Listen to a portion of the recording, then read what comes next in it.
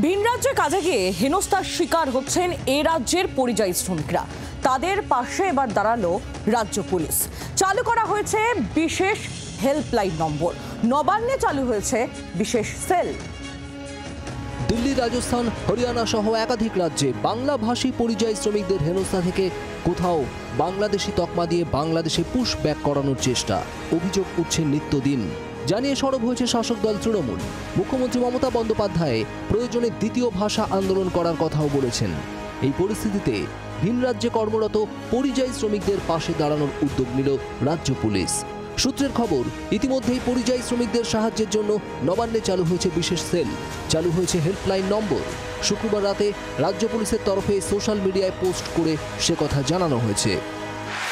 বাংলা থেকে ভিন রাজ্যে কাজ করতে গিয়ে কোনো ধরনের সমস্যায় পড়লে সঙ্গে সঙ্গে স্থানীয় থানায় জানাতে বলা হয়েছে। প্রয়োজনে জেলার কন্ট্রোল রুমেও জানাতে পারেন।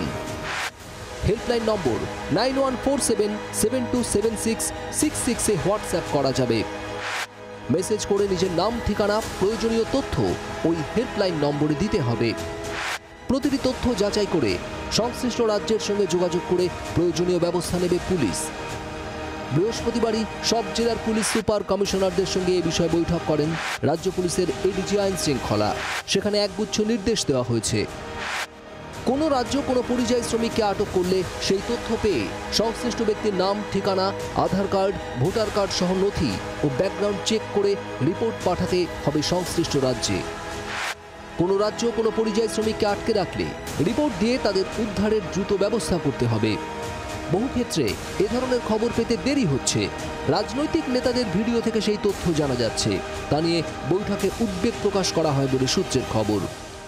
তবে কোনো ব্যক্তির সম্পর্কে রিপোর্ট দেওয়ার আগে সেই ব্যক্তি ভারতীয় নাগরিক কিনা, সর্বোপরি এই রাজ্যের বাসিন্দা কিনা, তার আধার কার্ড, ভোটার কার্ড সেগুলো সঠিক কিনা, সেই সমস্ত বিষয় ডাবল শিওর হওয়ার পরই রিপোর্ট দিতে বলা হয়েছে, যাতে কোনোভাবে ভুল রিপোর্টের জন্য রাজ্য সরকার বা পুলিশের ভাবমূর্তি যেন নষ্ট না হয়।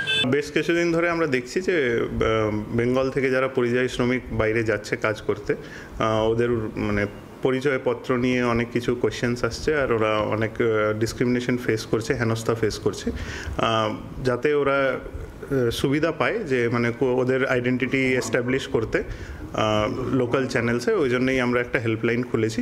কোনো ইস্যু হলে পশ্চিমবঙ্গের বাইরে বা পশ্চিমবঙ্গের মধ্যে ওদের যারা আত্মীয় আছে আমাদের ওই হেল্পলাইনে কন্ট্যাক্ট করতে পারে, আর ওদের ডকুমেন্টস যাতে ইজিলি আমরা এক্সচেঞ্জ করতে পারি, ওটার জন্য আমরা হেল্পলাইনটা খুলেছি।